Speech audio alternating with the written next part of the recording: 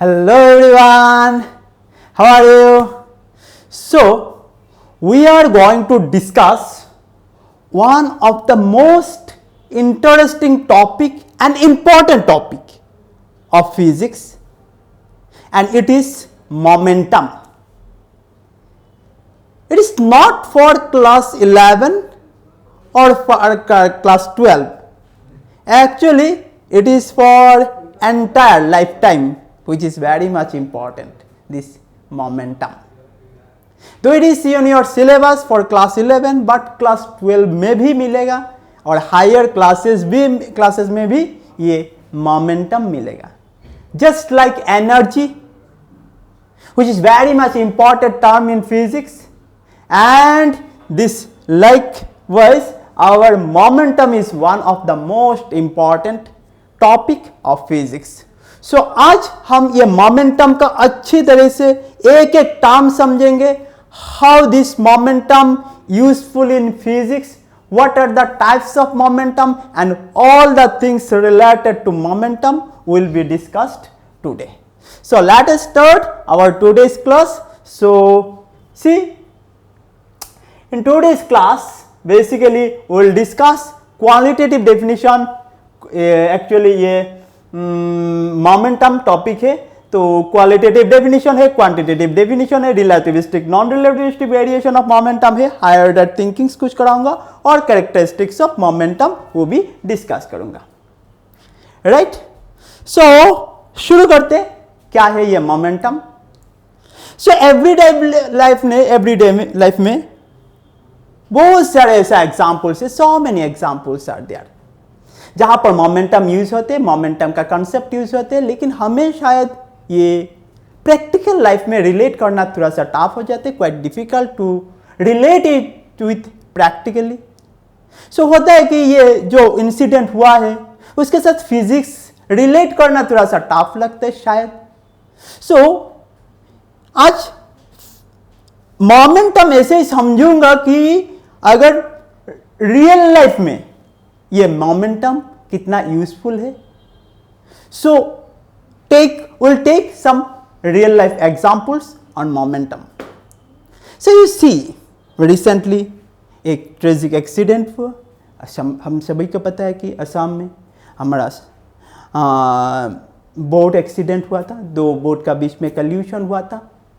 क्यों हुआ था वो तो उसी इंसिडेंट जब हुआ था और जो वहाँ पर था वही बेटर बता पाएंगे, लेकिन हम फिजिक्स से उसको एक्सप्लेन कर सकते.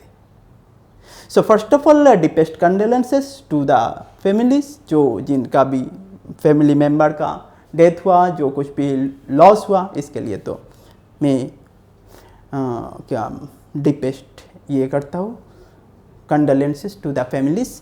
तो the thing is that how will relate physics with it, ये सबसे बड़ा बात है. यू सी, दो बातें हैं. ये जो बोट है शायद ये ओवरलोडेड है और उसके लिए भी कुछ प्रॉब्लम आ सकता है जिसको हम मास कहते हैं, और बोट का वेलोसिटी का ऊपर भी डिपेंड करते हैं. दोनों बोट का मास, दोनों बोट का वेलोसिटी का ऊपर डिपेंड कर रहे कि कल्यूशन या कितना मोमेंटम जनरेट हो रहे. So will discuss it. इसके नीचे एक देखिए, एक यहाँ पर एक आदमी दरवाजा तोड़ रहे. तो दरवाजा कैसे तोड़ रहे? तो दरवाजा उसका एक मास है और उसको जोर से वो अपना बॉडी से उसे लात मार दे, थप्पड़ मार दे. पता नहीं क्यों इतना गुस्से है, लेकिन वो गुस्से में है. शायद झगड़ा हो गया घर में, कुछ भी हुआ हो, लेकिन गुस्से में है. गुस्से में हुआ तो इतना जोर से क्यों लाठी मार रहे? मतलब वो फोर्स जनरेट कर रहे, और वो फोर्स जनरेट करने के लिए दो चीजें इंपॉर्टेंट हो रहा है. एक है मास और एक है velocity. Both mass and velocity. उसके पास मास है. अगर वो उसका मास है, वो मास को दरवाजा में लगा के ऐसे बैठने से दरवाजा नहीं खुलेगा. दरवाजा तोड़ने के लिए उसको जोर से मारना पड़ेगा. दैट इज वेलोसिटी भी एक फैक्टर आ रहे. मतलब वो दरवाजा खोलने के लिए उसका मास और उसका वेलोसिटी जो आदमी के पास तो उसका तो मास है, राइट, इसका मास है, ये बॉडी है, उसका मास है, हट्टा कट्टा है, लेकिन वो अगर जोर से ना मारे इसको, मतलब उतना सफिशिएंट वेलोसिटी जनरेट ना करे, तो वह दरवाजा तोड़ेगा नहीं, ब्रेक नहीं होगा। That is to break this door, both velocity and mass are both important. अभी और भी एक ये है कि अगर कोई बच्चा, छोटे से बच्चा, 2, 3 इयर्स, 4 इयर्स का बच्चा, वो आ जाइए दरवाजा तोड़ने के लिए, जितना जोर से मारे दरवाजा तोड़ेगा नहीं, क्योंकि उसके पास उतना मास भी नहीं है। अगर 2-3 आदमी आके जोर से मार दे, दूर से आके ऐसा मार दे, तो इजीली दरवाजा ब्रेक हो जाएगा। मतलब फोर्स जनरेट करने के लिए somehow mass and velocity are related. Mass भी चाहिए, वेलोसिटी भी चाहिए, वही हम समझने के लिए ट्राई कर रहे। Try to understand how force is related with mass, how force is related with velocity, whether mass and velocity are correlated, यही हम समझेंगे। So you see, we have defined here qualitative definition, on the basis of qualitative definition क्या है वो समझिए। Actually in qualitative definition, momentum is defined as the amount of motion contained in a body। एक body में कितना motion हो सकता है, amount of motion contained in a body is known as momentum. A qualitatively, मतलब सब qualitative property से जो आ रहा है वही मैं बोल रहा हूं कि हां, कि एक कितना मोशन एक बॉडी में है, amount of motion contained in a body is known as momentum. मतलब ये अमाउंट ऑफ मोशन, इसका मीनिंग क्या है कि I am moving in a certain direction, so I am in motion, तो मुझे मोशन से रेस्ट में लाने के लिए क्या चाहिए, एक फोर्स चाहिए। आई एम एट रेस्ट, तो रेस्ट टू मोशन लेके जाने के लिए भी एक फोर्स चाहिए। आई एम मूविंग टुवर्ड्स ईस्ट, तो मेरा डायरेक्शन नॉर्थ करना है, साउथ करना है, तो टू चेंज द डायरेक्शन एक फोर्स चाहिए। और वो फोर्स जो मेरा ऊपर दिया जाएगा, आई am moving in a certain direction, to change my direction, whatever the force required, वो force depend करेगा, it depends upon my mass, depends upon my velocity। अगर मैं, मतलब मेरा मास ज्यादा है और मेरा वेलोसिटी भी बहुत ज्यादा है, तो जो मोमेंटम होने वाला है, और मेरा मास बहुत कम है और वेलोसिटी भी बहुत कम है, तो जो मोमेंटम, जो फोर्स चाहिए, डिफरेंट हो रहा है।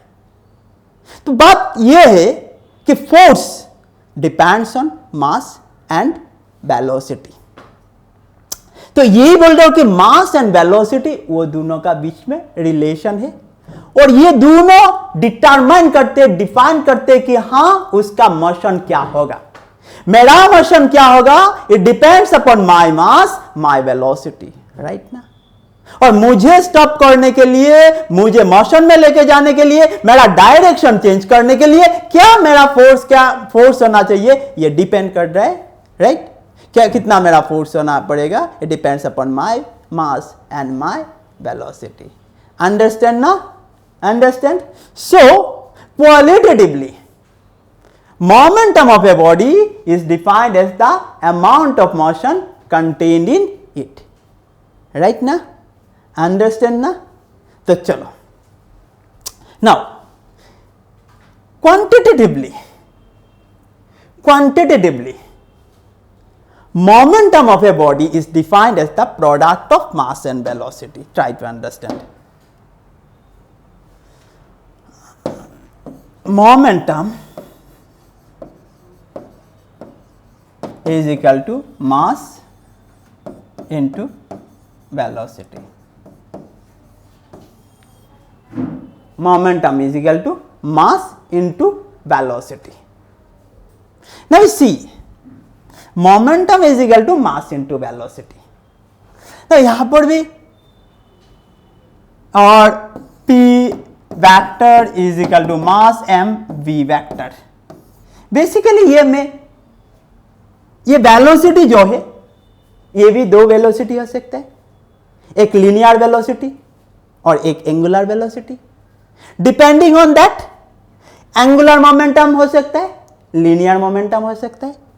सो मैं अगर लीनियर वेलोसिटी का बात करूं तो p vector is equal to m v vector. I repeat it again, basically there are two types of momentum हो रहा है। एक क्या हो रहा है, linear momentum whenever the object is moving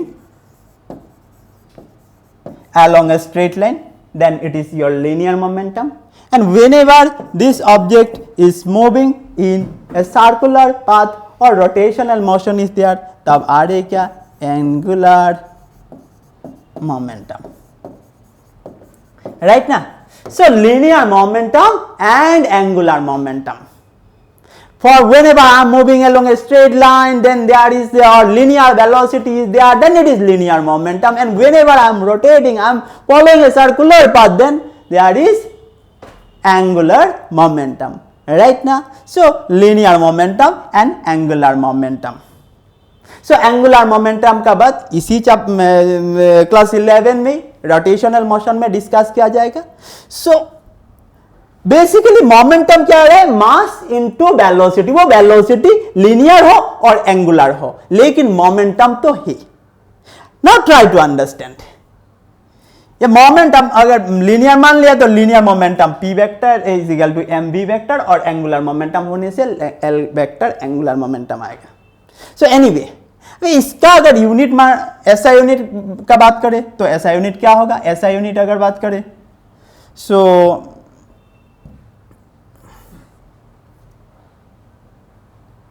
ऐसा यूनिट देखिए,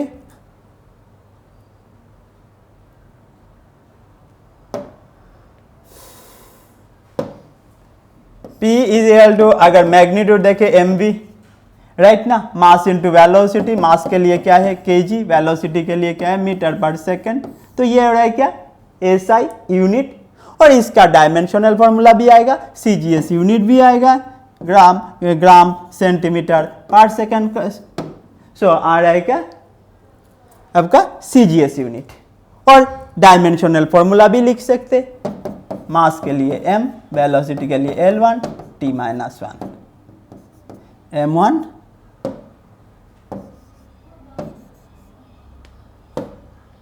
m1 L1 t माइनस 1, मास के लिए m1, वेलोसिटी के लिए L1 t माइनस 1। तो ये आ रहा है क्या, डायमेंशनल फॉर्मूला आ रहा है, CGS यूनिट आ रहा है, SI यूनिट। तो ये हुई मोमेंटम। अब बात हुई, ये तो गया यूनिट, डायमेंशन, मैं ये सब में इंटरेस्ट नहीं हूं। इंटरेस्ट ये है कि ये टॉपिक जो है ये फ्यूचर में क्यों इतना क्या काम में आएगा, और why so much important in physics. ये मोमेंटम और एनर्जी सबसे इंपॉर्टेंट रोल प्ले करने वाला है। Conservation of linear momentum, conservation of energy, these are the tools to understand physics, to operate physics. These two things are very much important. So, you see, momentum, अभी मास का अगर बात करें, मैं क्या बोला कि momentum is equal to mass into velocity. अभी मास तो कांस्टेंट नहीं है, मास भी रिलेटिव है। One is relativistic mass and another is non relativistic mass. अगर मैं न्यूटनियन फिजिक्स फॉलो करे तो मास क्या है, नॉन रिलेटिविस्टिक। और अगर मैं if we follow the quantum Einstein's physics then mass is relative, तो रिलेटिविस्टिक वेरिएशन ऑफ मास आ रहे हैं। तो अगर मैं रिलेटिविस्टिक वेरिएशन ऑफ मास का बात करूं तो momentum mass is relativistic mass क्या है, m is equal to m not divide by root over 1 minus v square by c square, where m not is the rest mass of the object, v the linear velocity, और c the velocity, simply velocity, and c the speed of light, right? Already you know these things. m is the mass of the object whenever moving with a velocity v, c is the speed of light, and m not the rest mass. ना इसी का अगर concept लिया जाए तो relativistic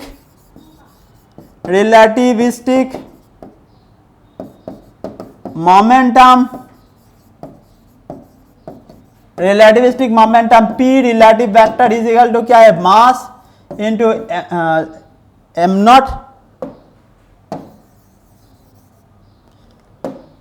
not by root over 1 minus v square by c square into velocity v vector, mass by velocity. ये mass m not by root over 1 minus v square by c square, this is the relativistic variation of mass. और अगर non relativistic का बात करें, non relativistic तो क्या होगा, non relativistic variation of mass, तो p नॉन रिलेटिविस्टिक क्या होगा, simply m v vector, where mass is non relativistic, तो मोमेंटम भी आ रहा है non relativistic momentum, m p vector is equal to m v vector. So अगर mass relativistic होता है, मास डिपेंड करते हैं वेलोसिटी का ऊपर, तो एक मोमेंटम आ रहा है, और मास अगर कांस्टेंट माना जाए, mass is not changing with respect to velocity, then there is another momentum, right ना, अंडरस्टैंड ना, okay. So in everyday life, और जब भी रिलेटिविस्टिक मैकेनिक्स मिलेगा तब देखोगे कि everything of this universe is relative, mass is relative, length is relative, time is relative, so many things are relatives are there. So here mass is relative, and if we consider mass is relative, then your momentum is also relative. So one is relativistic and another is non-relativistic. Understand? Okay, chalo. Now we see.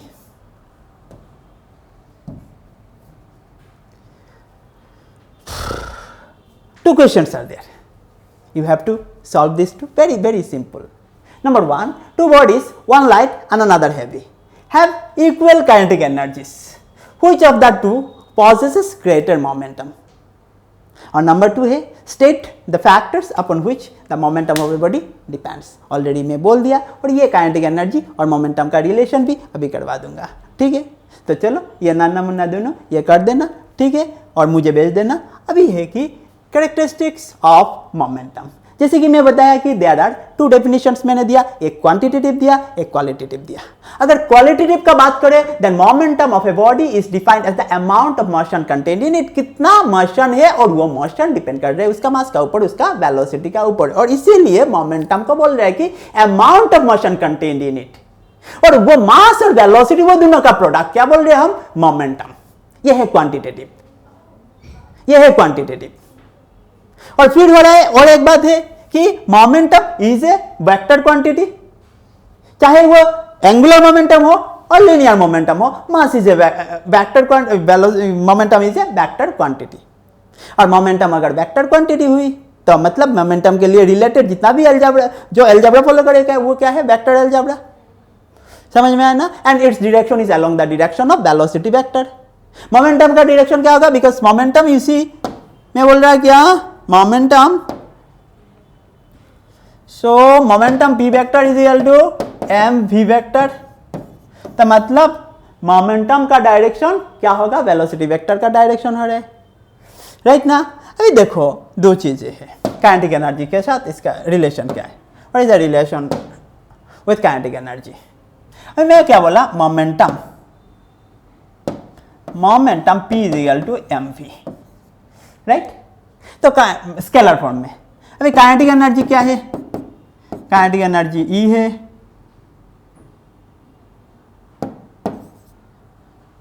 Kinetic energy E is equal to half of m v square, right. अभी मजा मजा में मैं क्या कर दिया, m square v square by twice m लिख दिया, मतलब m एक ज्यादा दे दिया ऊपर में और नीचे में भी दे दिया, तो m v स्क्वायर मतलब m v whole square by twice m।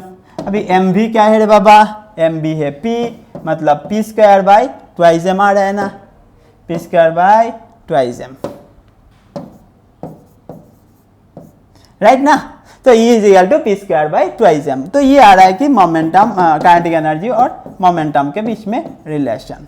दो kinetic energy it is a scalar term, but momentum is a vector term, but there is a relation between that two, very beautiful relation, E is equal to p square by twice m। इसी को बहुत लोग ऐसा भी लिखते हैं कि p is equal to p square is equal to twice m E और p is equal to root over twice m E, ये भी बहुत जगह पे लिखते हैं। तो बात ये है कि अगर मोमेंटम, ये देखो three terms p m v, if mass is constant then momentum is directly proportional to v, if velocity is constant then momentum directly proportional to mass, momentum of any body depends upon its mass। और अगर momentum ही constant हो जाए तो मास क्या होगा, inversely related to velocity या velocity inversely related to mass. मतलब ये ब्यूटीफुल इसीलिए है कि हम एक चीज बोलते हैं, एक चीज ये एवरी टाइम कहा जाता है कि physics is defined as the mutual relationship between matter and energy. और अगर मैटर का बात करें मतलब ये मास आ रहा है, और एनर्जी का बात करें तो वो वेलोसिटी भी आ रहा है। मतलब ये मोमेंटम जो है ना, इसमें मास भी है वेलोसिटी भी है। सबसे इंपॉर्टेंट इसीलिए है क्योंकि ये फंडामेंटल जो टर्म्स है जो एक्सप्लेन करने के लिए, मोमेंटम और एनर्जी सबसे इंपॉर्टेंट टर्म होता है। So we have discuss today what is momentum, and I think as so many concepts are also there, so hope मैं जितना तक ही समझाया, whatever I have gone through it, if you have any doubt तो definitely contact with me। So the thing is that okay, so the thing is that go through the video, go through the higher order thinkings and send me। Okay आज के लिए भाई बस इतना ही। Bye bye everyone.